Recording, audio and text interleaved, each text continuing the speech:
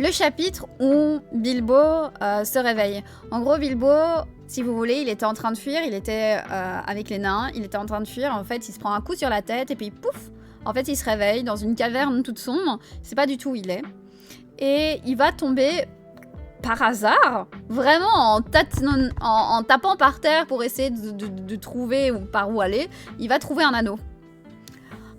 Il va trouver l'anneau et le mettre dans sa poche. Et puis le chapitre fait que il essaye de trouver son chemin et il tombe sur la sorte de petit lac où il y a un petit îlot où habite Gollum. S'ensuit le concours d'énigmes dont on va bien parler aussi. Et puis voilà la sorte de confrontation Gollum-Bilbo et la poursuite de Gollum et Bilbo et avec l'invisibilité de l'anneau. Puis, voilà, Bilbo qui arrive à s'enfuir, finalement. Donc voilà, on est dans vraiment ce chapitre où c'est hyper important. On a ce tournant de l'anneau et Gollum. J'adore quand tu corriges d'office le mauvais français en nous lisant. Comment ça ? J'ai pas fait... Je corrige naturellement, je sais pas. Et bonne soirée Bergelmir, et merci d'être passé. Et encore félicitations pour l'annonce du livre, c'est trop cool. Je suis trop contente pour toi. Pour tout le projet que t'as apporté à bout de bras. Et j'éprouve une très grande fierté pour toi. Voilà, je suis vraiment... voilà, je suis très, très fière pour toi. Voilà. Et j'ai hâte de voir l'ouvrage. Avec plaisir, Berg, c'est normal. Et Marine Shadok, yo les amis, je suis bien ou quoi ? Toujours bien ici. On commence l'analyse de Hobbit, donc voilà. Ça, c'est le petit rappel de ce qui se passe. Et on va aller tout de suite dans l'analyse. C'est parti. Alors, comme je vous dis, Bilbo, il est assommé, il se réveille, il est un petit peu... voilà, il vient de vivre l'aventure avec les gobelins, donc... rappel, les gobelins et les orques, c'est la même chose. C'est juste qu'au moment de l'écriture du Hobbit, Tolkien écrit gobelin, et puis finalement, voilà, dans l'écriture du Seigneur des Anneaux, et puis dans toute sa mythologie, il préférera le mot orc, qui ressemble plus au mot employé par les peuples en Terre du Milieu. C'est pour ça que gobelin est est une autre manière de parler, plus anglaise. Mais chez Tolkien, orc et gobelin sont synonymes. Peter Jackson a décidé de faire ça comme si les gobelins étaient une sorte de sous-race orque, ce qui n'est pas du tout le cas. Bref, voilà, vous êtes dans Goblinville, si vous voulez, et on pourrait croire en fait que on pourrait croire que Bilbo est dans une situation délicate, voilà, traîné sans ménagement, il était sur le dos de Bombur, il est poursuivi par les gobelins, et en fait, on arrive là à la situation, mais terrible pour Bilbo, c'est que il se réveille seul dans le noir. Et le narrateur directement va nous dire, au moment où Bilbo va trouver cet anneau par hasard, parce que voilà, il est dans le noir, il tapote par terre et il trouve l'anneau. Et le narrateur nous dit que trouver cet anneau par hasard marque un tournant dans sa carrière, donc la carrière de cambrioleur, mais la découverte de l'anneau, c'est sûr que c'est un moment important. Et finalement, nous, quand on va savoir ce qu'il y a dans le Seigneur des Anneaux, c'est un tournant dans toute l'histoire de la Terre du Milieu.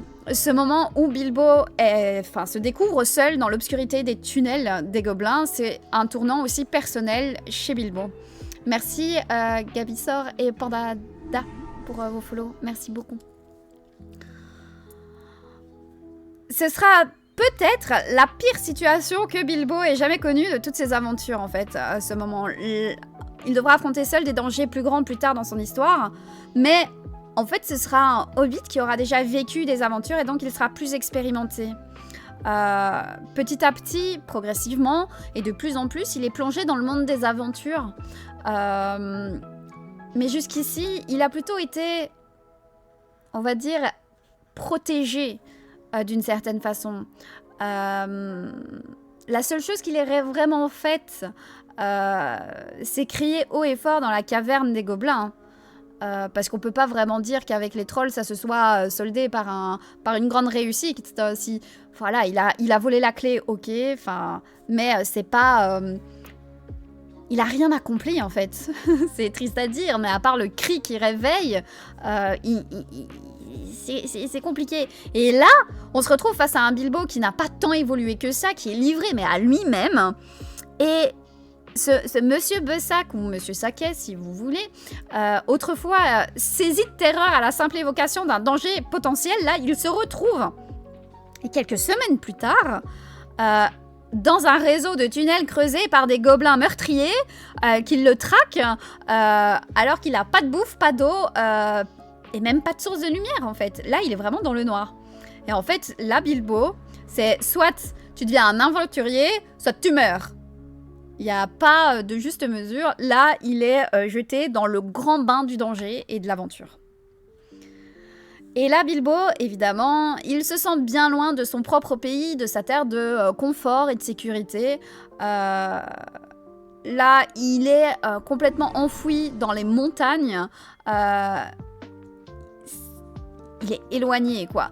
Et ici, alors que d'habitude, vous savez que penser à son indouillet à cul-de-sac, c'est quelque chose qui l'aide un petit peu comme son petit réconfort psychologique. Mais là, même le souvenir des choses simples n'arrive pas à l'aider. Son premier réflexe à son réveil est de s'évader comme un Bessac. Tente de se plonger dans le fantasme, d'essayer de faire frire du bacon et des œufs dans sa cuisine. Mais en fait...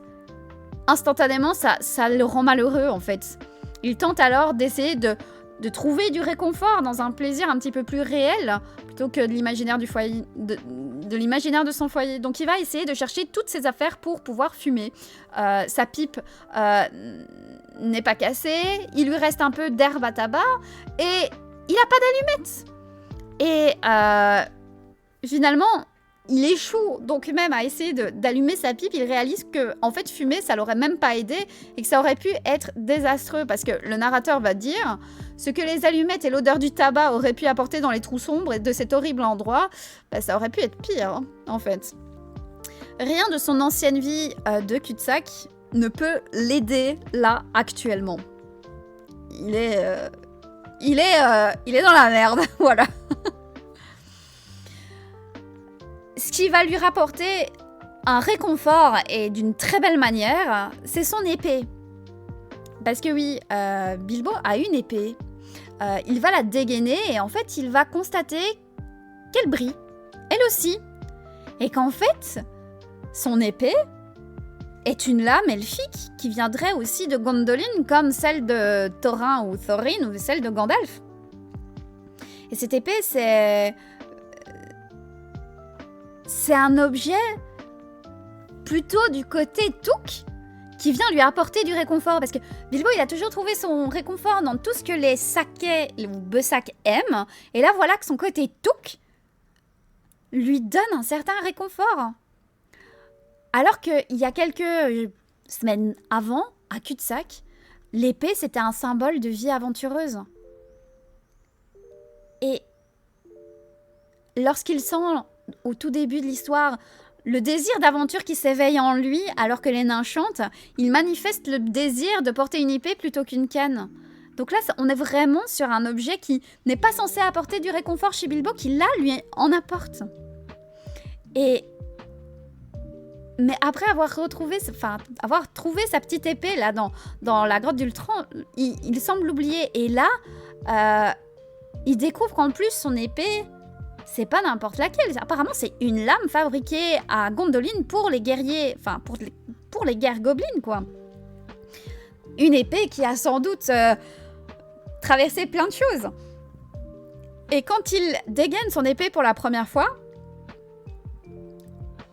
il endosse le rôle d'aventurier audacieux à la manière d'un Touk. Et ce faisant, en fait, il découvre d'une manière un peu inattendue qu'il est lui-même entraîné dans un monde de légendes héroïques. Des légendes héroïques qu'habite Elrond, mais aussi Thorin. Il peut désormais alors se voir comme un personnage de ces longues et anciennes histoires qui traverse les siècles à travers des merveilles, des tragédies et autres. Et en fait, au lieu de se sentir dépassé, Bilbo, il va se sentir satisfait.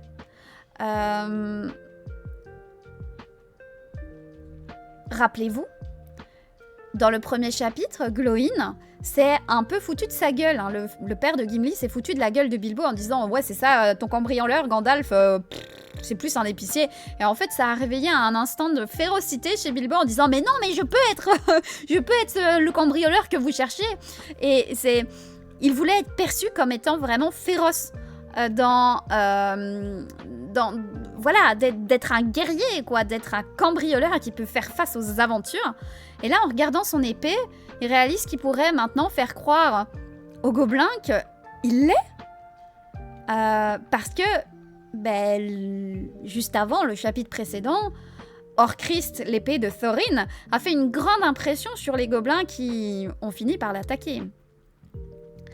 Et l'engagement qu'il avait pris à cul-de-sac pour une vie d'aventure, c'était censé quasi être théorique. Mais là, maintenant, ça se concrétise en fait. Et là, c'est vraiment le tournant de la carrière de Bilbo, dont le narrateur parle juste avant, au moment où il trouve l'anneau. C'est vraiment un tournant dans sa carrière. Mais en fait, juste là, en fait, ce qui touche en fait à ce tunnel est un tournant dans la carrière de Bilbo. Ah désolé, là il y a petit arrivage de moto chez moi, voilà. Ils ne se sentent plus. C'est bon, c'est passé. Imaginez que c'est des gobelins, ça passera tout seul. La vexation, le meilleur moteur nain pour avancer dans une aventure. Ah, c'est vraiment ça.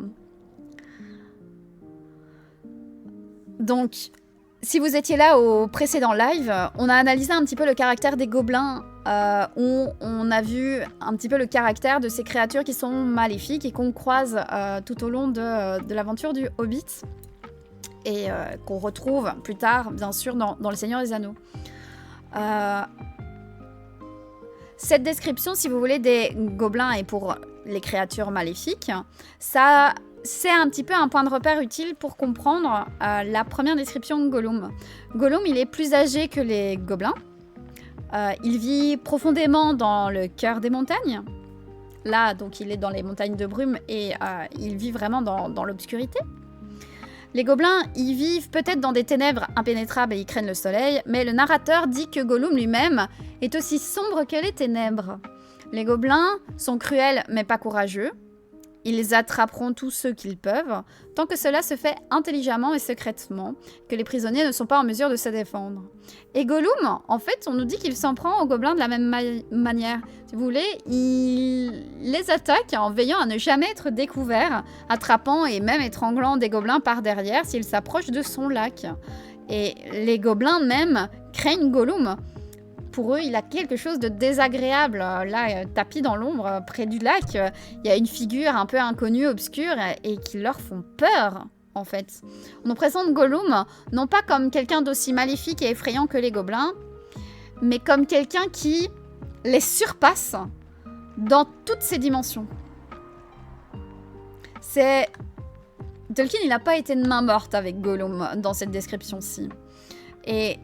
en découvrant Gollum, force est de constater qu'il est le personnage le plus familier dès la première lecture du Hobbit. Et c'est encore plus vrai pour Gollum que pour Bilbo, car on le connaît bien mieux dans Le Seigneur des Anneaux que Bilbo, et les lecteurs du Seigneur des Anneaux trouveront le Gollum du Hobbit assez familier, et verront sa rencontre avec Bilbo comme annonçant et préparant sa relation future de Gollum avec Frodo. Ça, c'est vraiment... on voit vraiment... hein. Mais là, c'est même pas méprisé, ils en ont vraiment peur. Hein. Mais, pour ceux qui savent à quel point je vous dis que ce chapitre est très important, c'est absolument pas pour rien. Parce qu'il faut garder à l'esprit que cette similitude de Gollum, elle a été imposée rétroactivement. Parce que lorsque Tolkien va commencer à écrire Le Seigneur des Anneaux, il le considérait comme la suite du Hobbit. Et il voulait faire un lien entre le Hobbit et le Seigneur des Anneaux. Et il voulait en fait avoir voilà, une sorte de graine qu'il pourrait puiser dans le Hobbit pour être comme les fondations de son Seigneur des Anneaux. Et le lien fort qu'il va choisir entre les deux, c'est l'anneau magique de Bilbo.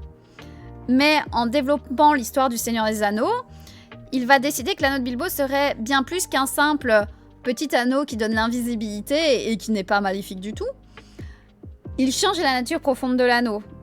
Et là, ça ne rentre pas en contradiction avec, on va dire, l'histoire complète du Hobbit, mais ça rentre en contradiction avec le chapitre 5 complet. Le chapitre qui s'appelle « Des énigmes dans le noir ». Et ça rentre surtout en contradiction avec le personnage de Gollum. Donc dans les premières versions du Hobbit, donc le Hobbit sort en 1937, si vous voulez, bah en fait le chapitre 5 a été complètement remanié pour la sortie du Seigneur des Anneaux en 1950. Donc le Gollum que vous avez dans les premières versions du Hobbit en anglais, si vous voulez, est assez éloigné du Gollum que vous allez avoir dans les éditions sorties après les années 50. Donc, lorsque Tolkien envoya à son éditeur des corrections en 1950 pour le Hobbit, il apporte des changements importants à la représentation de Gollum et le rendant ainsi beaucoup plus proche du Gollum qui est dans Le Seigneur des Anneaux. C'est logique. Le Gollum qu'on rencontre dans la communauté de l'anneau, mais aussi voilà, qu'on décrit dans la communauté de l'anneau et qu'on rencontre dans les deux tours. Et ainsi, bien que l'histoire de la rencontre de Bilbo et Gollum ait été publiée 20 ans avant la communauté de l'anneau ou la fraternité de l'anneau,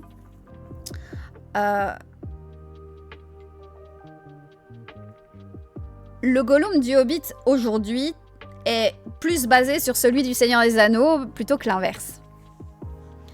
Si on regarde les modifications que Tolkien a apportées au chapitre 5, on peut voir que l'aspect du personnage de Gollum est beaucoup plus mis en avant. Tolkien a vraiment voulu le souligner. La première chose, c'est qu'il veut vraiment rendre Gollum profondément méchant, comparé à la première édition. Le Gollum original, hein, le premier Gollum, c'était un prédateur. Hein, il espérait quand même tuer et dévorer Bilbo. Hein, là n'est pas la question, mais il est juste et honnête quand même. Et dans la première édition aussi, Gollum se souciait de manière touchante de ne pas enfreindre les règles du jeu des énigmes. Et lorsqu'il perd la partie, il est absolument déterminé à remplir sa part du marché, quoi qu'il arrive, parce que Gollum avait bien appris depuis longtemps à ne jamais tricher au jeu d'énigmes. Et ce qu'il y a aussi, c'est que ce changement de caractère chez Gollum change, mais pourtant on a des... Comment expliquer? Il y a des phrases que Tolkien va garder inchangées entre les deux versions et dont il va plutôt modifier, on va dire, le sens. Dans les deux éditions, lorsque Bilbo remporte la partie, Gollum va monter sur son petit bateau pour aller sur son île, parce qu'en fait, vous avez vraiment une sorte de petit lac et vous avez une petite île, et c'est là où Gollum vit, et là où en fait il va cacher son anneau, et c'est sa petite maison, quoi. Et en fait, Bilbo voit Gollum qui monte sur son petit bateau partir. Bilbo le voit partir et pense que Gollum ne cherchait qu'une excuse et n'avait pas l'intention de revenir. Dans les deux éditions, la première et la deuxième, elles sont erronées, mais c'est des raisons opposées. Dans la première édition, Gollum est censé rapporter à Bilbo un prix, une récompense, justement. Et Bilbo pense à tort que Gollum envisage de rompre leur accord. Mais Gollum a bien l'intention de tenir parole, en fait. Et il retourne son île pour trouver son anneau et va le remettre à Bilbo sans aucun problème. Donc là, on n'est pas sur l'artefact maléfique que Gollum perd et dont il ne peut pas se séparer. Il va chercher sur son île l'anneau et le donne à Bilbo parce qu'il a gagné au jeu. Donc en fait, Gollum est une créature bien plus honnête et bien plus directe que ce que Bilbo pense. Dans l'édition révisée, qui est vraiment celle que vous connaissez, la première version, je pense que très peu sont ceux, en tout cas en francophonie, à l'avoir lu. Gollum quitte Bilbo en disant vaguement qu'il doit obtenir des choses qui l'aideront à guider Bilbo vers la sortie. Bilbo pense toujours que Gollum s'éclipse pour échapper au marché. Il se trompe. Une fois de plus, Gollum a bien l'intention de retourner auprès de Bilbo une fois son anneau récupéré sur l'île. Mais en fait, s'il veut son anneau, il prévoit de revenir, non pas pour remettre l'anneau à Bilbo, mais pour utiliser l'anneau pour le tuer. Pour tuer Bilbo. En fait, Gollum est en colère et affamé. Qu'il est marqué. Cette deuxième fois, en fait, Bilbo se trompe car Gollum se révèle bien plus méchant et indigne de confiance qu'il ne le soupçonnait. Donc dans la première version, on avait un Gollum plutôt honnête et Bilbo ne soupçonnait pas ça, alors que dans l'autre version, Bilbo soupçonne la malhonnêteté, mais il pensait pas que c'était à ce point-là, quoi.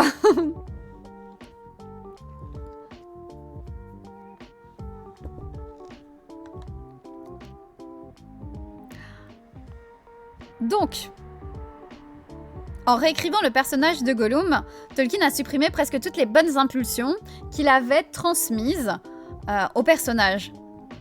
Et quand on examine la méchanceté de Gollum, il faut également se garder d'une incompréhension courante de sa personnalité. Gollum se parle à lui-même et débat avec lui-même, ce qu'il pourrait laisser penser qu'il est partagé entre un côté bon et un côté mauvais.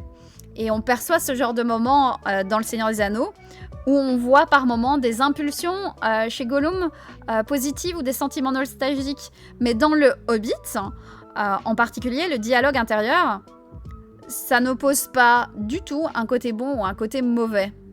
Y a rien de bon chez lui, vraiment. Il va y avoir le jeu d'énigmes, mais on va y revenir plus tard. Hein.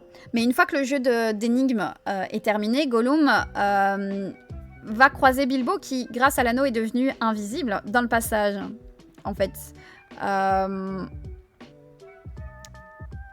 Vous avez, si vous voulez... Comment expliquer ça?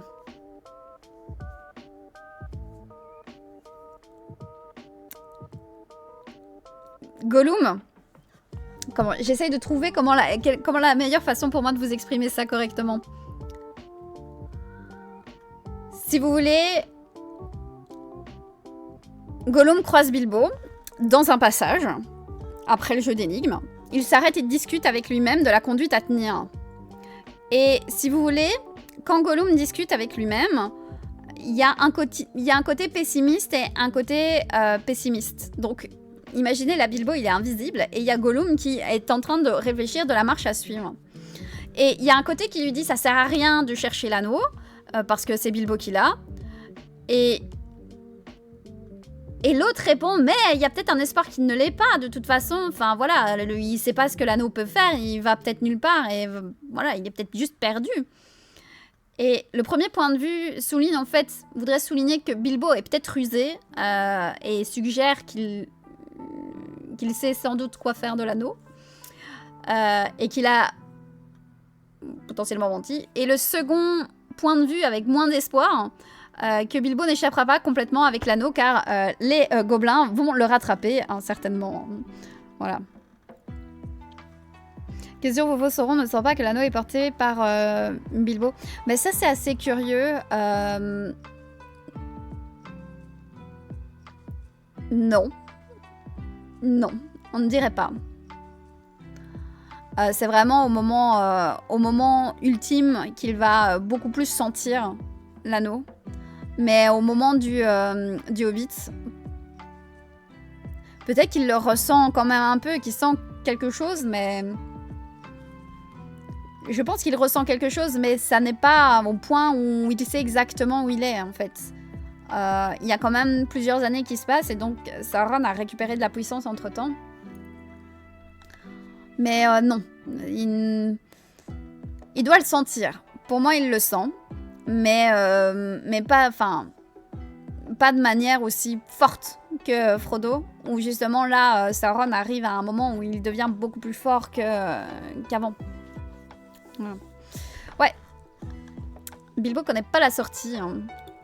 Bref. Le premier point de vue, hein, c'est la panique et la terreur. Hein. Le premier Gollum, hein, c'est la panique et la terreur. Voilà. soulignant que la capture de Bilbo par les gobelins et la récupération de l'anneau, ça serait le pire désastre de tous, et ce serait sans doute une mort certaine. Le second point de vue, c'est acquiescer rapidement, hein, le fait que, voilà,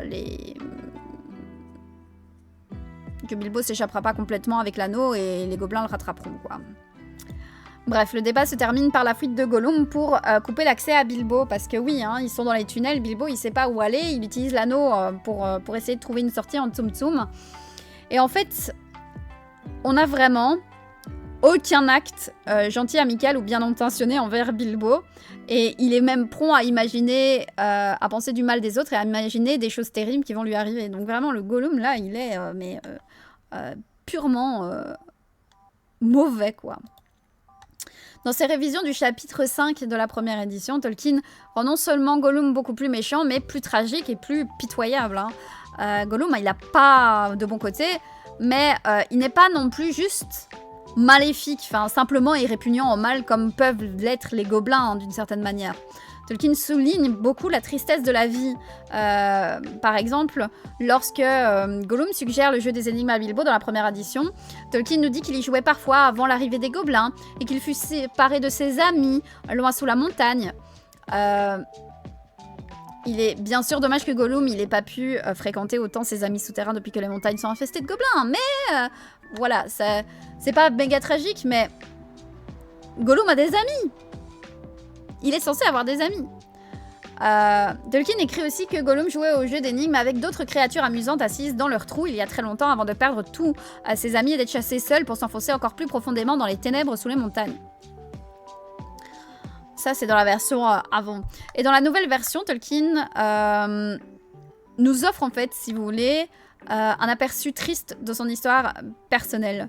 Nous apprenons qu'il avait autrefois des amis qui ressemblent à des hobbits, de drôles de créatures assises dans leurs trous, mais qu'il les a perdus d'une manière ou d'une autre, et qu'il est désormais complètement seul. Il est seul. Nous découvrons qu'il ne vit dans les grottes profondes parce qu'il y a été poussé, et bien qu'il soit désormais aussi sombre que les ténèbres, il n'est pas originaire des ténèbres en fait. Si vous avez lu Le Seigneur des Anneaux, vous savez qu'au début de la Fraternité de l'Anneau, dans le chapitre 2, hein, Les Ombres du Passé, Gandalf raconte l'histoire, toute l'histoire de Gollum à Frodo. Il qualifie l'histoire de triste, et justement, dans cette version refaite du Hobbit, on a vraiment cette tristesse quand même attachée à Gollum. Bien qu'il soit méchant, mais on essaye quand même de nous enrober ça en disant que Gollum, voilà, c'est une misérable créature. Et Tolkien résume parfaitement sa révision du personnage parce que le narrateur le cite une misérable créature méchante. C'est vraiment ça. Et on a ces deux aspects en fait de Gollum à l'esprit quand on regarde les interactions avec Bilbo. Et c'est encore plus marquant quand Bilbo va avoir cette décision morale cruciale de laisser Gollum derrière lui. Donc encore une fois, Gollum est abandonné. Et ce côté misérable créature méchante est hyper fort présent encore dans Le Seigneur des Anneaux.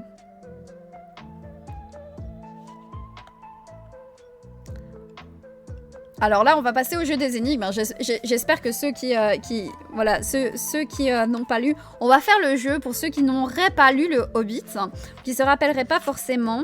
Je vais vous lire les énigmes et on va voir si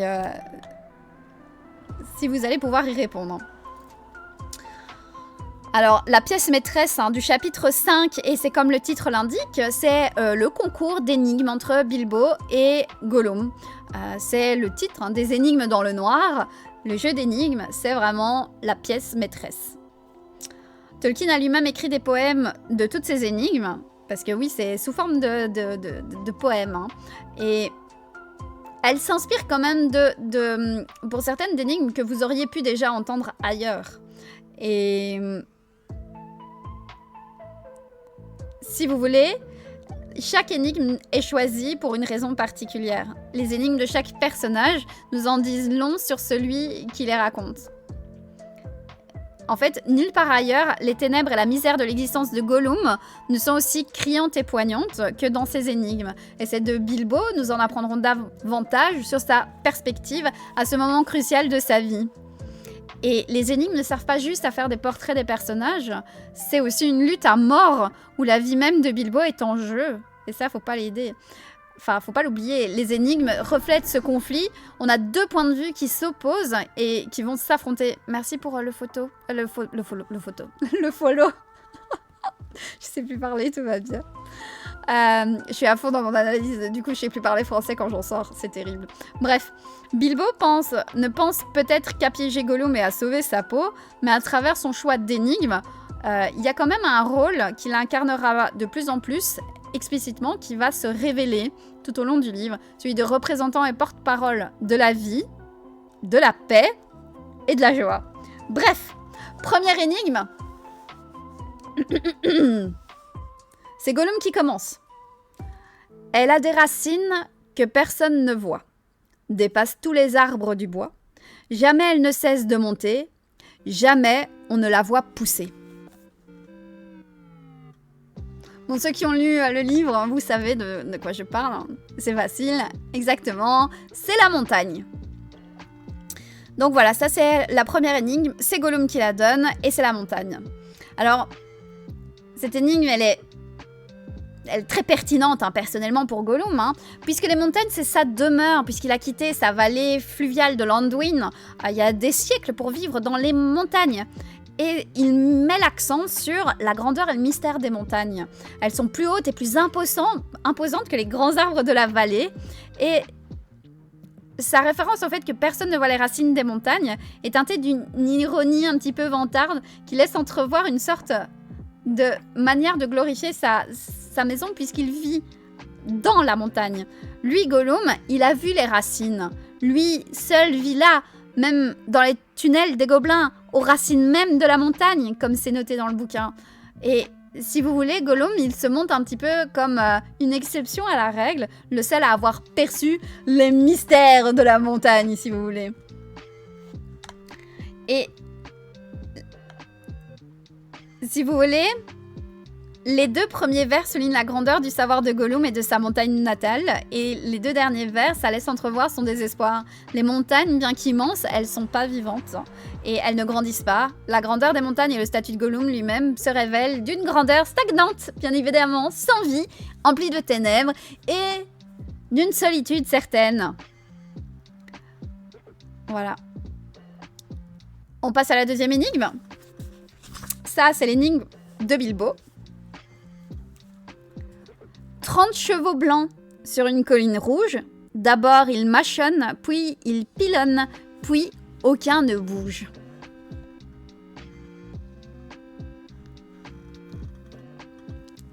Exactement, ce sont les petites quenottes. Ce sont les petites quenottes, bien évidemment, les dents. Ah oui, 30 chevaux sur une colline rouge. D'abord, ils mâchent, puis pilonnent, et puis ils ne bougent plus. Le narrateur admet directement que Bilbo raconte cette énigme parce que l'idée de manger l'occupait déjà. Et pourtant, ce contexte qui est un petit peu troublant de l'énigme souligne quand même la vivacité et l'audace de l'imagerie qu'il peut avoir dans sa tête. Même alors qu'il risque d'être dévoré, l'image de manger qu'il habite est plutôt positive. L'image de 30 chevaux blancs sur une colline, c'est quelque chose qui est très vivant en fait.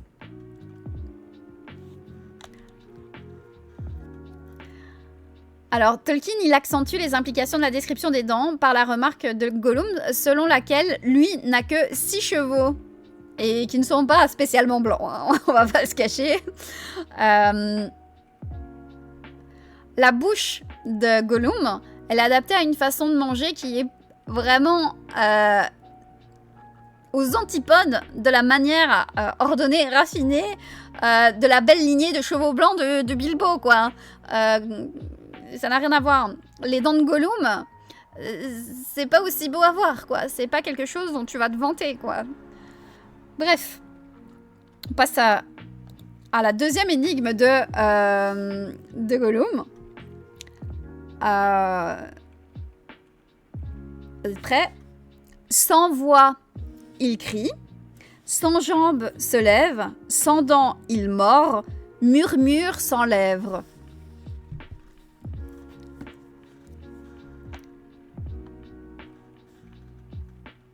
Ouais, c'est le vent. Donc, sans voix, il crie. Sans jambes, se lève. Sans dents, il mord. Murmure sans lèvres. Donc là, on est sur le vent. Alors, c'est plutôt effrayant parce que franchement, là, le vent, il est dépeint, mais d'une manière un peu, comme je disais, effrayante. Hein. Pleurer, mordre, murmurer, enfin, il crie. Voilà, on est vraiment sur il crie, mord. Voilà, c'est... en fait, là, Gollum, il souligne ce qu'il a pas, c'est-à-dire, il a pas de voix, pas d'aile, pas de dents, pas de bouche, quoi. C'est vraiment un paradoxe apparent, quoi. Le vent n'a rien de tout ça, et pourtant il accomplit toutes les actions. Et le vent ne rugit pas, enfin, il crie. Voilà, le vent, il a pas de jambes, mais il sait quand même voler. Enfin, voilà, il se lève, quoi. Le vent est décrit comme n'étant personne et n'ayant rien, et pourtant, il mord, il crie, alors qu'il n'a pas de voix, il murmure, alors qu'il n'a pas de lèvres. Il fait toujours ça. Et ceci, bien sûr, décrit aussi parfaitement la réalité des cauchemardesques de Gollum, qui est tout seul au pied de sa petite montagne, quoi. La réponse de Bilbo, lui, c'est une énigme qu'il invente direct, et qui est une énigme plutôt fascinante, je trouve. Merci pour le follow. Attention, hein. Un œil dans un visage bleu, vit un œil dans un visage vert. Cet œil-là me ressemble un peu, dit le premier œil. Il est similaire, non pas dans les cieux, mais bien sur la terre.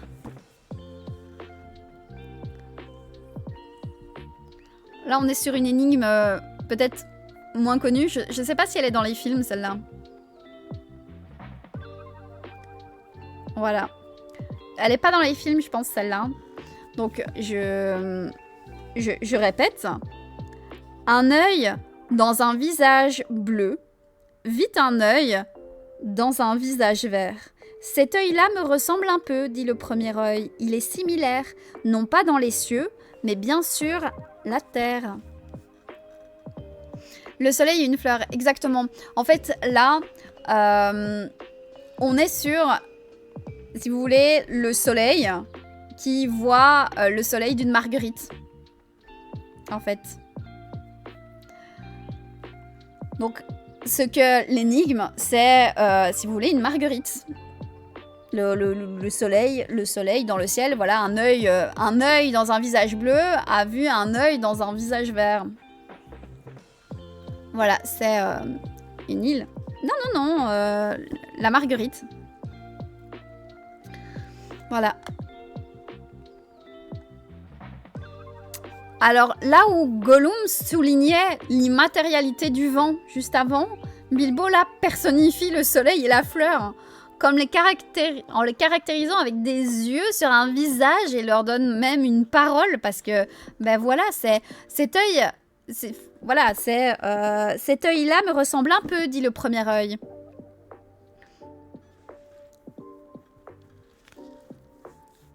On voit ceux qui n'ont révisé que les films. Bah oui, mais en même temps, le but, c'est que tout le monde puisse être là. Hein. Même ceux qui ont vu que les films, on essaye de faire là. Et bonsoir, Scopex. On est sur l'analyse du chapitre 5 de Hobbit, dans lequel il y a les énigmes de Gollum et Bilbo. Donc voilà. Si, exactement, il y a des marguerites chez Tolkien, Daisy, exactement. C'est exactement ça. C'est en anglais, les marguerites, c'est dit Daisy pour Day's Eye, qui veut dire la lumière du jour. Donc c'est normal que Bilbo et Tolkien associent le soleil à la marguerite, puisque c'est la fleur qui a étymologiquement, en anglais en tout cas pour Daisy, Day's Eye, donc l'œil du jour, rapport avec le soleil. Voilà. Bref, je continue. Donc, là où Gollum évoque plutôt le murmure inarticulé du vent, Bilbo, lui, nous livre les mots du soleil. Alors que Gollum, c'est un peu sombre et... Enfin, voilà, ça mord, ça crie, ça hurle, c'est... Voilà.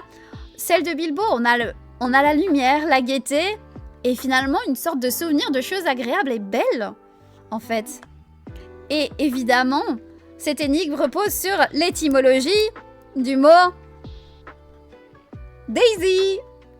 Puisqu'en vieil anglais, c'est Days Eye, Daisy. Voilà. Dages ege, Days. En anglais, vieil anglais, je sais pas vous dire.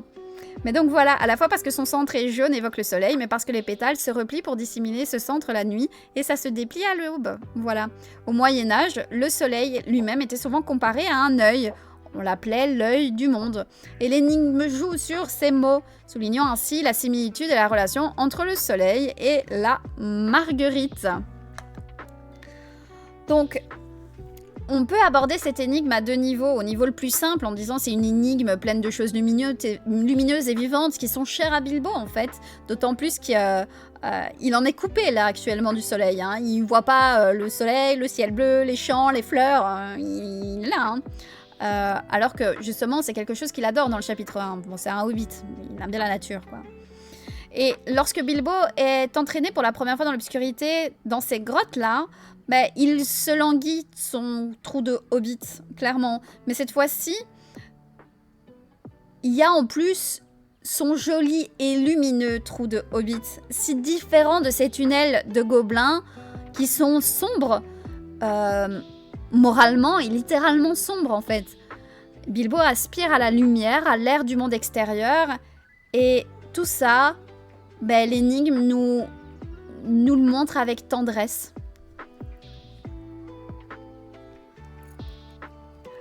Shilsam, c'est pas qu'il aimait le vieil anglais, c'était qu'il était spécialiste du vieil anglais. Il était professeur à Oxford de vieil anglais.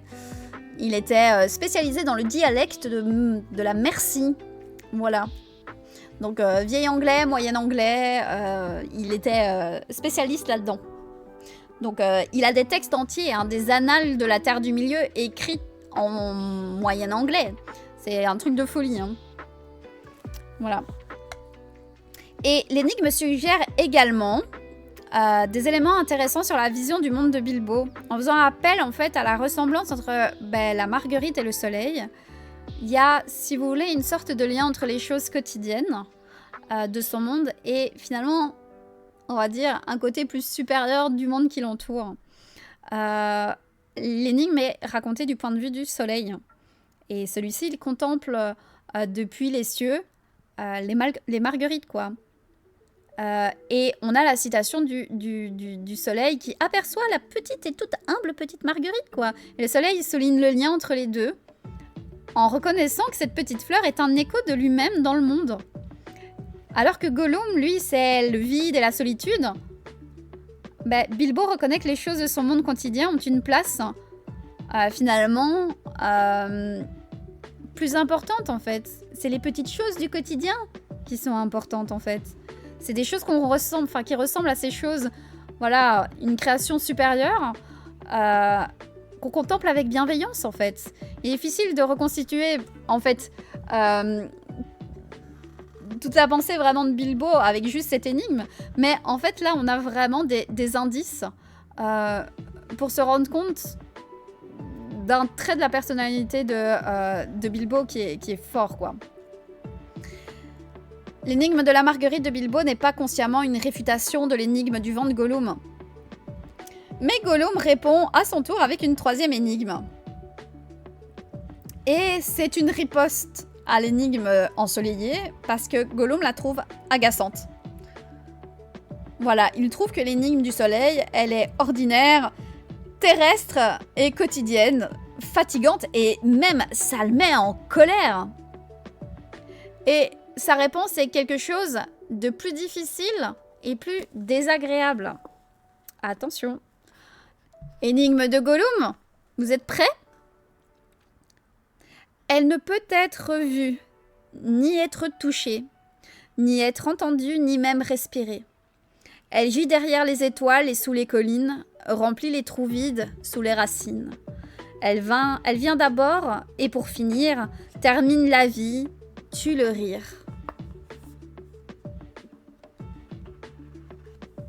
Voilà. Elle ne peut être vue ni être touchée, ni être entendue, ni même respirée. Elle gît derrière les étoiles et sous les collines, remplit les trous vides sous les racines. Elle vient d'abord et pour finir, termine la vie et tue le rire. Non, c'est pas le temps. C'est pas du tout le temps.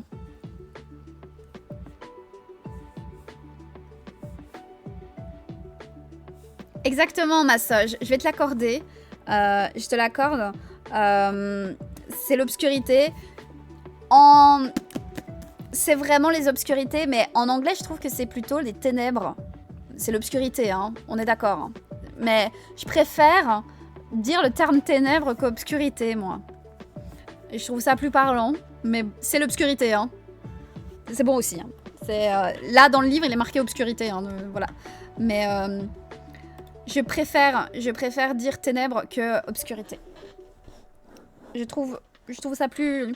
Et là, on est vraiment avec l'énigme qui nous parle de... voilà, de cette marguerite, de ce soleil. On a vraiment la réponse de Gollum qui est en mode « Mec, tu viens de me parler du soleil, ça me fait trop chier, vas-y, je te raconte une énigme sur l'obscurité, quoi. » Et donc, c'est...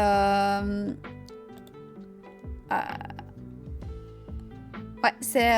il me semble que c'est Darkness en anglais. Je peux aller vérifier. Attendez. Hop.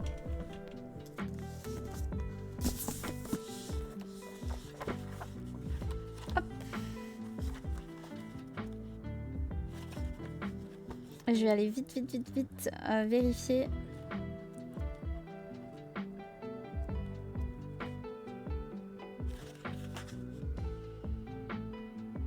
C'est Dark. Juste Dark. Voilà. Un match de tennis, finalement, ce jeu d'énigmes. Oui. Et t'aurais pas dit ça hein, en lisant la première fois. Voilà. Mais donc oui, on a d'abord le soleil, avec cette jolie marguerite, et puis Gollum qui répond... voilà. Cette énigme, comme les précédentes de Gollum, il a aussi un aspect un petit peu autobiographique. Hein. Le narrateur décrit Gollum comme sombre comme l'obscurité. Oh, Isnodrud, merci beaucoup pour ton abonnement. Merci beaucoup, c'est tellement gentil. Le Seigneur des hiboux. Merci Isnodrud, merci beaucoup. Merci. Merci beaucoup. Tu es le plus merveilleux Seigneur des hiboux. Et donc en fait, le narrateur décrit Gollum donc comme sombre, comme l'obscurité, et Gollum, lui, qui commence à avoir faim, commence son énigme en décrivant l'obscurité comme étant, si vous voulez, une sorte de version un peu idéalisée de lui.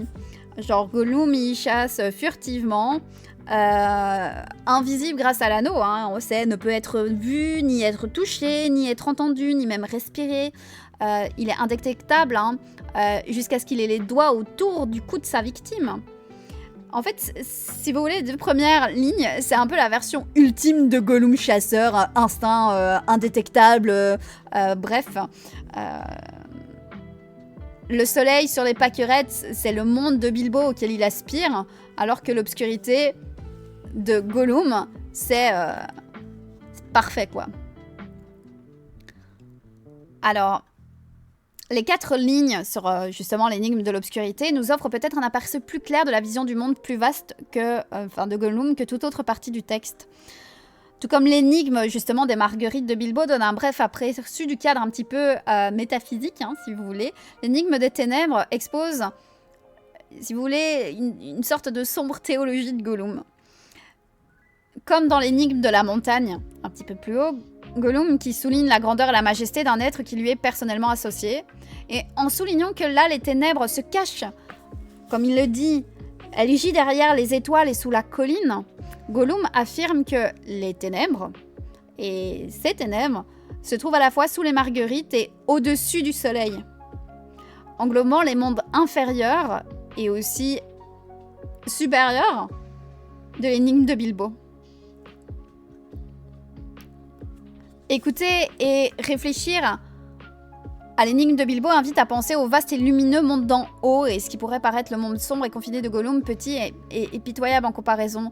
Mais en fait, là, Gollum, à la place de le rendre petit et minable, nous montre que les ténèbres et l'obscurité, c'est beaucoup plus grand, que c'est le plus grand de tout, en fait. Et qu'en réalité, le monde ensoleillé, c'est qu'un petit espace confiné où en haut, il y a de l'obscurité et en bas aussi. Donc en fait, c'est une simple petite bulle de luminosité dans une vaste étendue de nuit. Et il élargit encore ce point en affirmant que l'obscurité vient en premier et suit, montrant ainsi qu'elle enferme la lumière non seulement dans l'espace, mais aussi dans le temps. Selon Gollum, l'espace et le temps eux-mêmes finis sont délimités par l'obscurité qui elle-même est infinie. Voilà, l'obscurité, et c'est étouffant, exactement.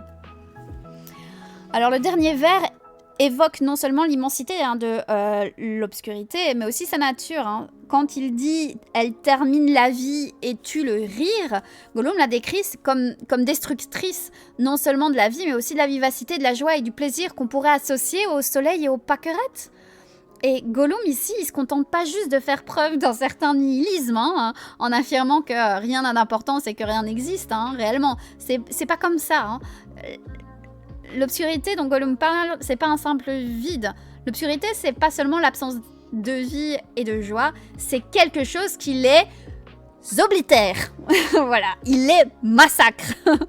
Donc les trous vides ne sont pas vraiment vides, ils sont remplis d'obscurité. C'est... Non.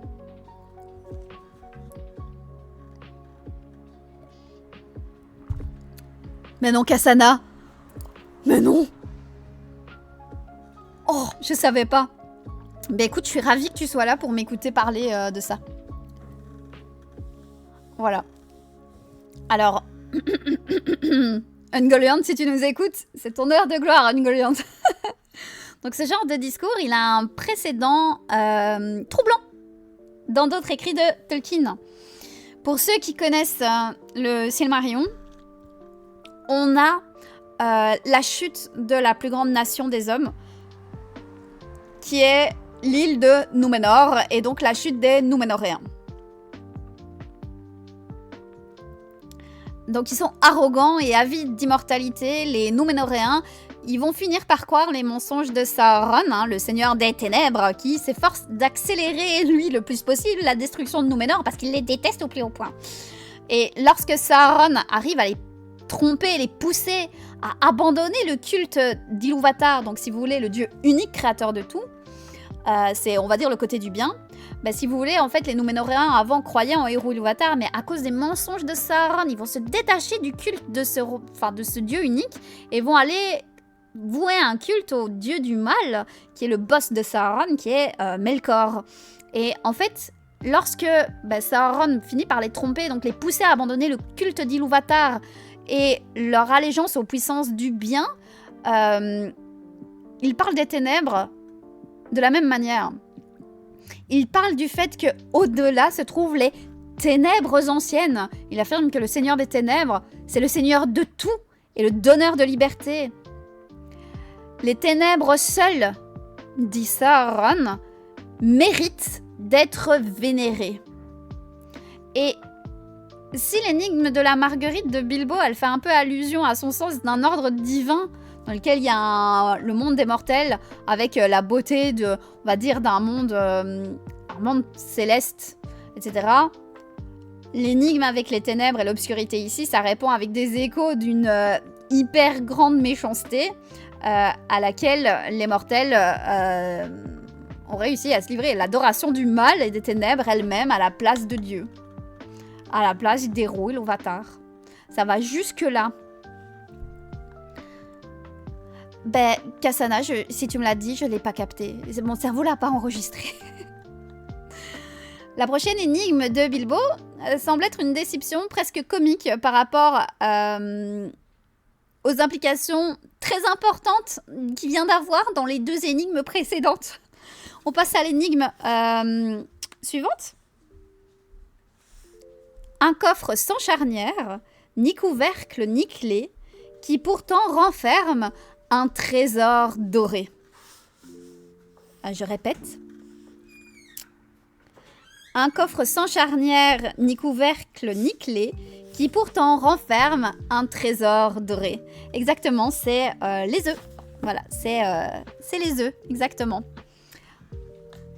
Cette énigme, même Bilbo lui accorde pas spécialement d'importance. Le narrateur nous dit qu'il la considère comme une simple manœuvre un peu de distraction pour faire vite passer le temps, quoi. Ironiquement. Cependant, c'est l'énigme la plus compliquée pour Gollum, parmi toutes celles que Bilbo a posées. Et d'une certaine manière, elle semble donc servir de réfutation à l'atteint Gollum et il le laisse même perplexe. Mais il y a 2 choses qui ressortent clairement de cette énigme. C'est la référence au trésor d'or déjà. Le but du voyage de Bilbo, c'est bien sûr de trouver le trésor d'or caché sous la montagne. Et voilà que Bilbo, ici, sous les montagnes, formule une énigme avec un trésor d'or. Mais le trésor d'or, c'est pas des couronnes, des pierres précieuses, une coupe, etc. C'est un trésor différent. C'est celui de la vie elle-même et le jaune d'œuf qui deviendra le petit poussin qui en sortira. C'est aussi un trésor qu'on ne peut cambrioler avec profit. C'est un coffre qu'on ne peut ouvrir sans détruire le trésor qu'il contient. Et l'autre point marquant sur l'énigme de l'œuf, c'est la façon dont elle fait suite à l'énigme des ténèbres. Gollum vient de décrire dans les ténèbres qu'elles mettent fin à la vie. Rappelez-vous, il dit que les ténèbres terminent la vie et tuent le rire.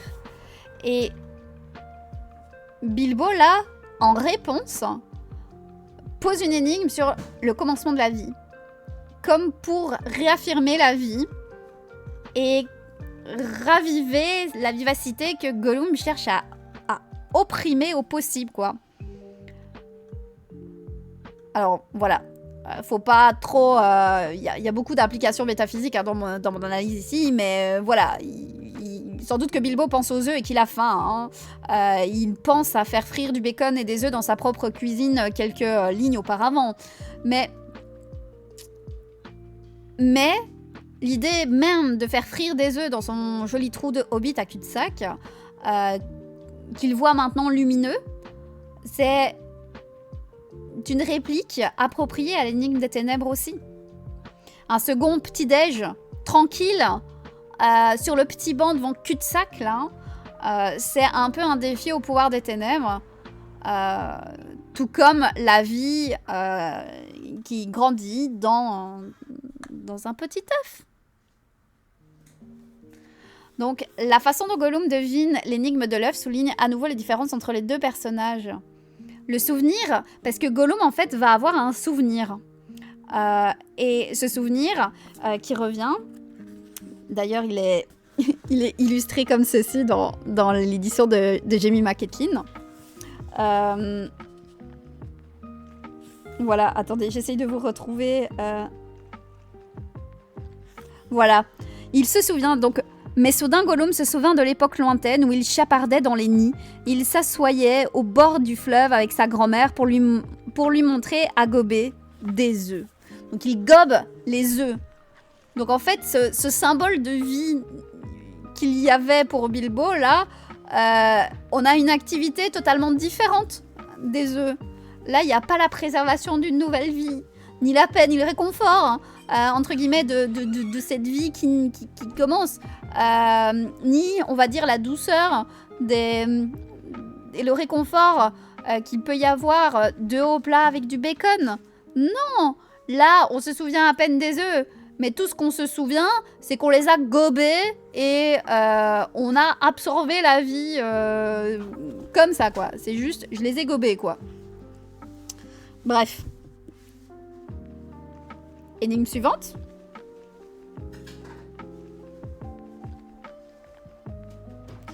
On se retrouve sur une énigme du même niveau que l'œuf. Voilà. Attention. Ouais, c'est la grand-mère qui l'a chassé. Non, c'est l'édition de Jemima Kathleen. Attention, énigme. Vivant sans souffle, mortellement froid, jamais n'a soif, toujours il boit. En côte de maille, ne cliquette pas. Vivant sans souffle, mortellement froid, jamais n'a soif, toujours il boit. En côte de maille, ne cliquette pas.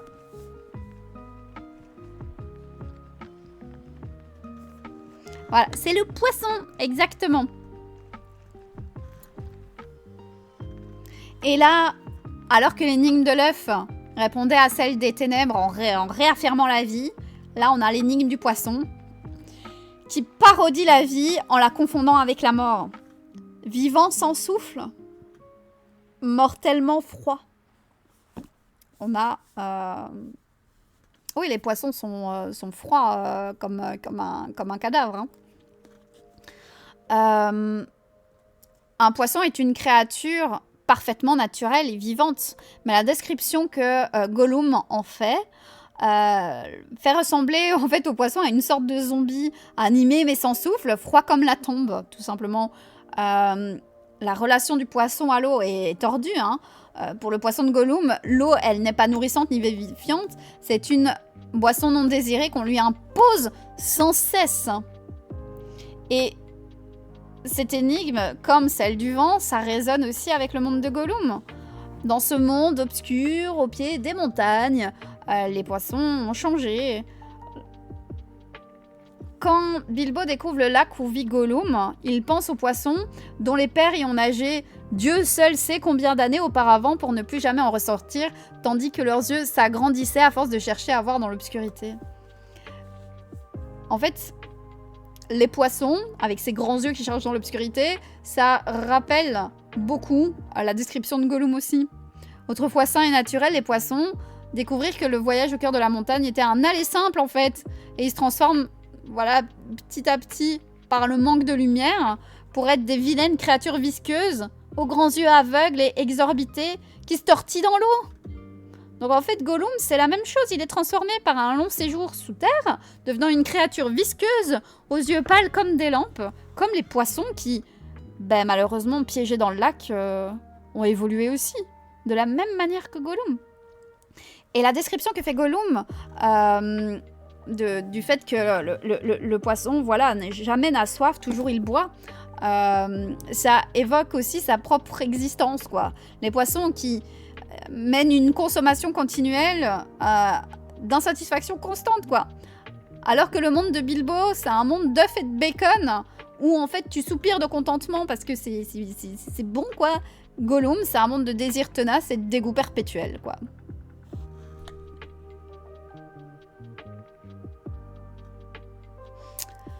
La réponse de Bilbo est simple, mais typique, qui reprend le sujet de l'énigme précédente de Gollum et la plaçant dans un décor étonnamment proche de celui d'un saquet.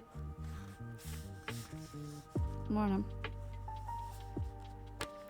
100 jambes posées sur une jambe, 2 jambes assises non loin sur 3 jambes, 4 jambes ont reçu un peu.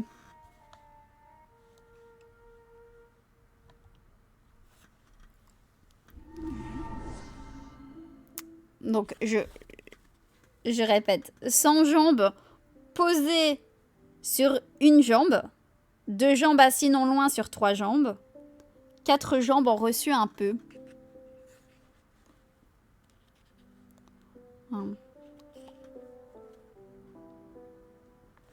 Là, il a complètement filmé de la moquette. Mais... tu vas voir. Ouais, ici, Bilbo reprend la parodie de Gollum qui représente un être au sang chaud. Et il en fait un personnage d'une scène beaucoup plus chaleureuse. En fait, c'est un homme. En fait, c'est l'homme.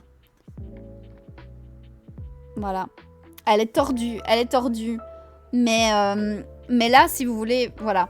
Donc en fait, on a une scène un homme assis sur un tabouret, mangeant son dîner sur une petite table, tandis que... Voilà. C'est chaud, hein, franchement. Voilà. Donc en fait, on a un homme assis sur un tabouret qui mange son dîner sur une petite table, tandis qu'un chat ronronne à sa côté. Et c'est une image de contentement totalement étrangère à l'univers du poisson. Voilà. Voilà. C'est ça. En gros, c'est un homme et un chat. Mais c'est totalement loufoque, hein, ce truc-là. Bref. Quand on a cette énigme, on peut presque voir le feu flamboyer près de l'homme dans l'énigme. Donc en fait, c'est une scène qui se veut plutôt chaleureuse quand vous la compreniez et amicale. Et en fait, bah, pour que Gollum puisse deviner, c'est compliqué quoi. Il a du mal. Mais... Ah ouais, c'est vraiment ça. Hein.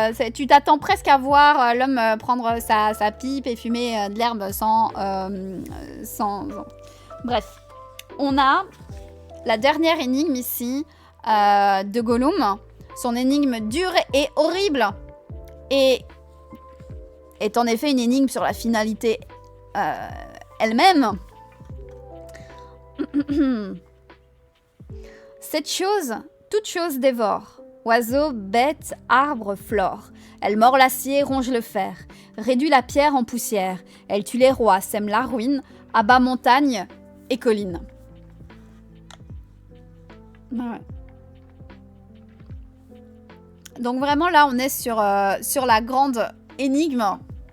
Voilà, c'est le temps. Coucou Elro, comment ça va? Et coucou le Valaria. Et coucou Elro, comment ça va? Elle est vraiment très belle. Hein. Juste pour le sport, on va la redire. Hein. Cette chose, toute chose dévore. Oiseaux, bêtes, arbres, flore. Elle mord l'acier, ronge le fer, réduit la pierre en poussière. Elle tue les rois, sème la ruine, abat montagne et collines. Alors là, on a Gollum qui décrit le temps comme le destructeur de toute chose. Quoi. L'énigme, c'est un concept hyper connu lié au temps, avec notamment une expression latine très connue, hein, tempus et dax rerum, qui est souvent traduite par le temps dévore tout. Voilà, c'est simple. Ce qui est particulièrement intéressant dans cette idée traditionnelle de Gollum, c'est la manière dont il va l'expliquer. Gollum énumère les choses dévorées par le temps. Donc on a voilà, oiseaux, bêtes, arbres, flore. En fait, le temps détruit les êtres vivants, le monde lumineux et les choses, voilà, les choses confortables. Toutes les choses en fait que Bilbo a évoquées dans ses énigmes. Au vers 3 et 4, donc elle mord l'acier, ronge le fer, réduire de la pierre en poussière. Là, on est dans le monde des gobelins et des nains. Rappelez-vous, on l'a vu, hein, la comparaison nain-gobelin au chapitre précédent, dans l'analyse précédente. Ils sont semblables, mais c'est pas... C'est quand même obscurité, avec un certain artisanat dans les grottes des montagnes, quoi. C'est pas totalement la même chose, mais il y a quand même quelques ressemblances entre les nains et les orques. Au vers 5, on a « Elle tue les rois et sème la ruine ». Et là, cette référence au roi et à la ville, c'est hyper pertinent dans une histoire qui va se conclure par le retour d'un roi et la destruction et le rétablissement de villes. Voilà. Et finalement, même la haute montagne est abattue par le temps, puisque ça abat montagne et collines. Et donc Gollum inclut aussi son propre monde dans cette destruction générale. Le dernier vers donc, de la dernière énigme de Gollum nous ramène à sa première énigme, celle de la montagne, dans laquelle il parlait avec tant de vantardise. Rappelez-vous de sa propre demeure de rocailleuse, celle qu'il connaît bien, la montagne. C'est peut-être la dernière à disparaître dans l'énigme du temps, mais Gollum reconnaît qu'elle disparaîtra. Si vous voulez, c'est le désespoir ultime de Gollum, hein, la fin même de sa propre vie, de son monde qui est là décrite. Parce que Gollum, il est quand même vieux là. Même dans la première édition du Hobbit des années 37, plus joyeuse quand même, Gollum se trouve dans son lac solitaire depuis bien avant l'arrivée des gobelins dans les montagnes. Et fort de son expérience et millénaire et sa misérable vie, il est conscient du passage des années, là, et qui l'ont rogé, broyé, battu, comme le poisson, quoi. Il est rabougri et déformé au point d'être méconnaissable. Et si vous voulez, cette dernière énigme, elle résonne d'une obstination et d'un désespoir qui exprime avec force la méchanceté et la misère de l'existence de Gollum, quoi. Le monde qu'elle révèle est véritablement horrible, et Bilbo n'y trouve aucune réponse. Voilà. Donc finalement, Bilbo trouve bel et bien la réponse. Hein. Il lui dit laissez-moi le temps, mais tout ce qui est sorti de sa bouche fait un cri aigu, soudain le temps. Et en fait, c'est ça qui le sauve. C'est ça qui sauve Bilbo. Je répète, Gollum arrive pour limite le bouffer, et il lui dit laissez-moi le temps. Et en fait, il ne sait pas crier autre chose que le temps. Et c'est le hasard. C'est vraiment le hasard qui le sauve, rien d'autre. Parce que c'est évidemment la réponse. Merci Brubrace pour l'abonnement offert à Le Valérien. À demain, Arwen. C'est vraiment la chance qui lui fait trouver ça. Alors, suite à l'énigme temporelle de Gollum, Bilbo ne trouve plus d'énigme. Et la question finale et décisive est... Qu'est-ce que j'ai dans ma poche? Voilà. C'est vraiment un accident, hein, Bilbo qui exprime sa pensée à voix haute par erreur, alors que sa main est en train de trouver l'anneau dans l'obscurité, dans sa poche. Donc en fait, c'est vraiment teinté d'une ironie, hein, terrible. Hein. C'est la chance qu'il le fait avoir le temps pour finalement que ce soit une erreur de dire ça. L'insaisissable réponse correcte à la question s'avère être la seule chose à laquelle Gollum avait sans cesse pensé et avait ruminé pendant des siècles, quoi. Tandis qu'il essaye de deviner la réponse, Gollum réfléchit à plein de choses, en essayant de deviner ce que d'autres personnes moins malveillantes pourraient garder, alors que la réponse est en réalité celle-là même qu'il porte dans ses poches depuis des siècles, quoi. Il n'apprend ce qu'il a dans sa poche que par Gollum qui a échoué après 3 tentatives. Donc voilà, vous voyez, ce qui est terrible, c'est que la plus grande ironie de la question de la poche est une ironie que Tolkien n'avait pas voulu en 37. Bilbo, normalement, ne trouve aucune réponse à l'énigme du temps, mais il s'avère que sa dernière question servirait bel et bien de réfutation. Lorsque Tolkien va établir plus tard que l'anneau de Bilbo est un anneau de pouvoir, et surtout l'unique, il expliquera que ces anneaux contrecarrent en quelque sorte la force dévorante du temps, accordant une vie considérablement prolongée à leur propriétaire mortel. Cette pertinence de l'anneau comme réponse à l'énigme du temps n'a peut-être pas été intentionnellement voulue par Tolkien dans la première édition du Hobbit, puisqu'il n'imaginait pas alors que l'anneau ait une telle signification ou un tel pouvoir. La coïncidence est quand même remarquable, hein. Et encore une fois, là, le texte met l'accent sur la chance. Hein. Et vous savez, hein, là, on est en mode... la chance, elle suit les aventures de Bilbo. Hein. Ça, c'est...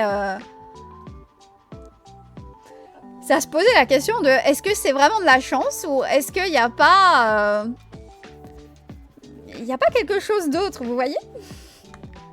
Voilà, c'est la 3e fois qu'il y a un coup de chance comme ça. La première fois... C'est Bilbo qui se débat avec l'énigme du poisson et qui se retrouve face à un poisson froid et moite qui lui saute dessus. Et là, il a la réponse. La seconde fois, c'est Bilbo qui répond correctement à l'énigme du temps parce qu'il voulait réclamer du temps. Et en fait, on a vraiment là Bilbo qui est sauvé par la chance. Dans le chapitre 3, on en avait déjà parlé hein, dans cette analyse-là, mais la chance est vraiment importante dans la préservation de Bilbo.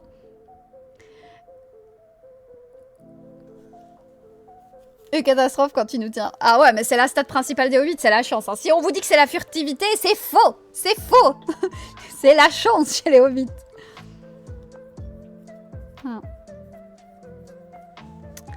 Bref, la question de la poche nous invite également à réfléchir au sort que la chance réserve à Bilbo.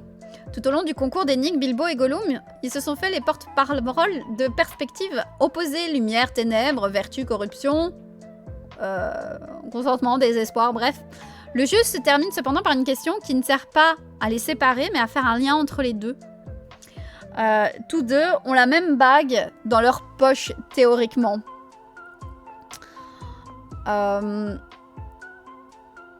Et nous voyons Bilbo faire pour la première fois ce que Gollum fait depuis des siècles. Toucher la bague dans sa poche et lui parler à voix haute. Et là, si vous voulez, Bilbo le reconnaît pas encore, mais le destin de Gollum devrait lui servir d'avertissement, tout simplement. C'est ça, Triste Lune. C'est ça. C'est cette même chance-là. Donc, avant même cette dernière question, Tolkien nous a invités à plusieurs reprises à faire un lien entre les deux personnages. Les énigmes de Gollum relèvent d'un point de vue étranger au point de vue de Bilbo, mais Bilbo en devine plusieurs parce qu'il en a déjà entendu parler. Et Gollum, lui aussi, peut deviner certaines énigmes de Bilbo parce qu'il se souvient d'une époque où il était moins solitaire, sournois et méchant.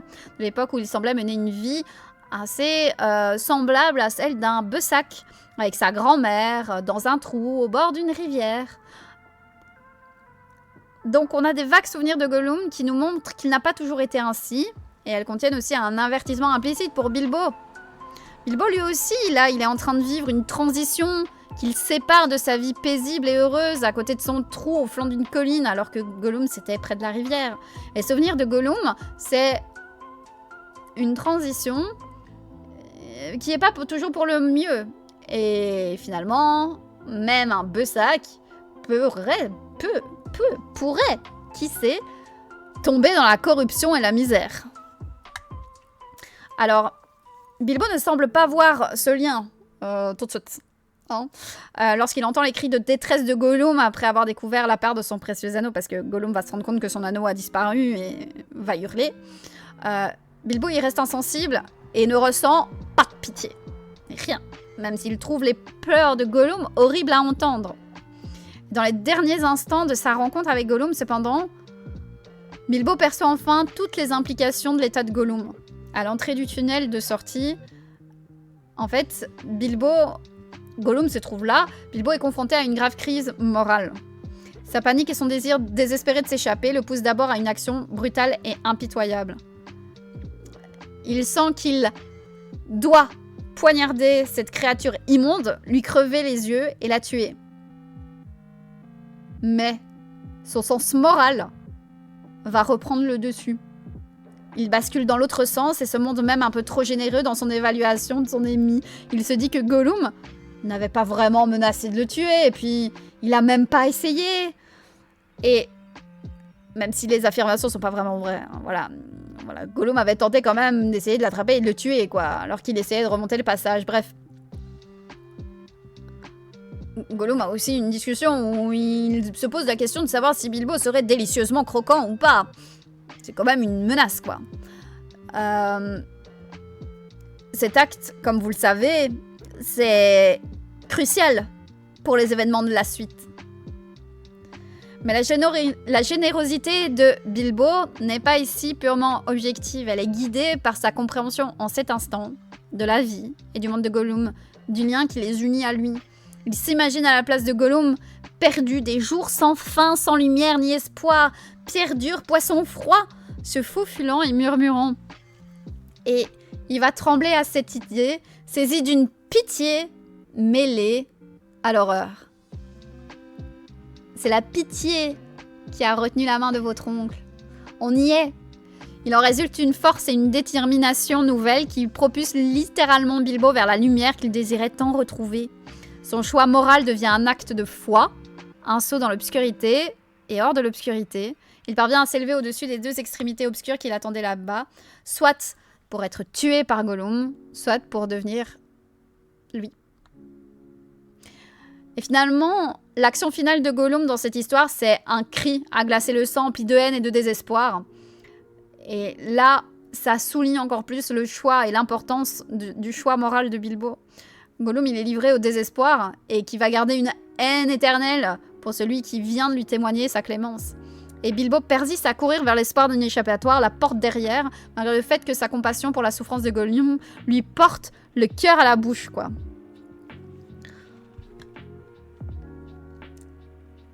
Au début du livre, au début du chapitre 1, je sais pas si vous vous rappelez, mais le narrateur nous invite à juger si Bilbo a finalement gagné quelque chose au fil de son aventure.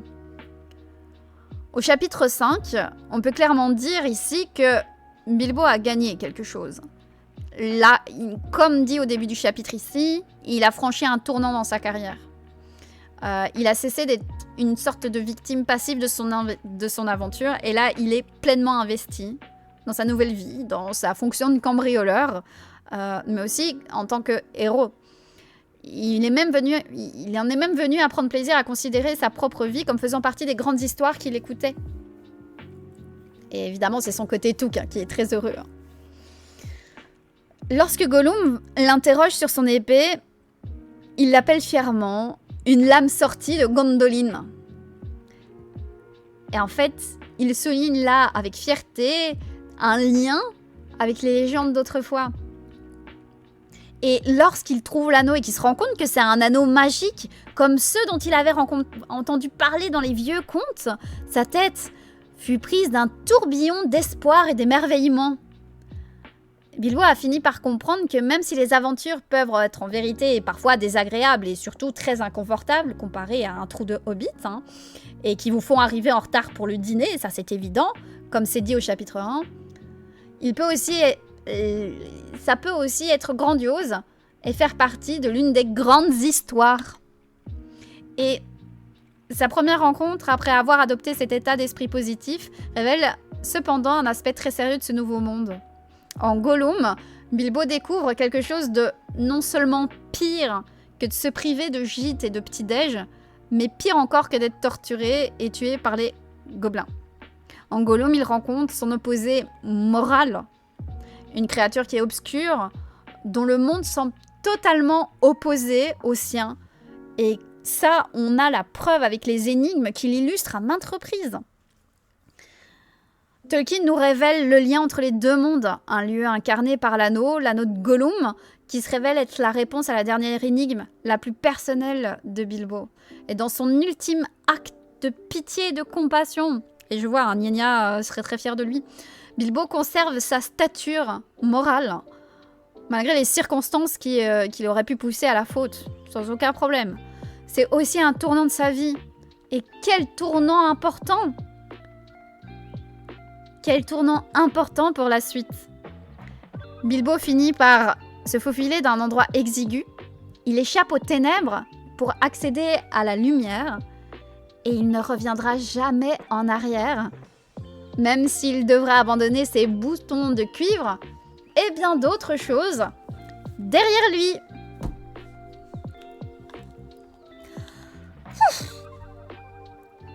Voilà, c'est fini. C'est fini. Bonne nuit, ma sage. Repose-toi bien. Voilà. L'analyse du chapitre 5 est finie. Bravo à nous. C'était long. C'était long. Mais quel chapitre, les amis. C'est le chapitre qu'il fallait pas rater.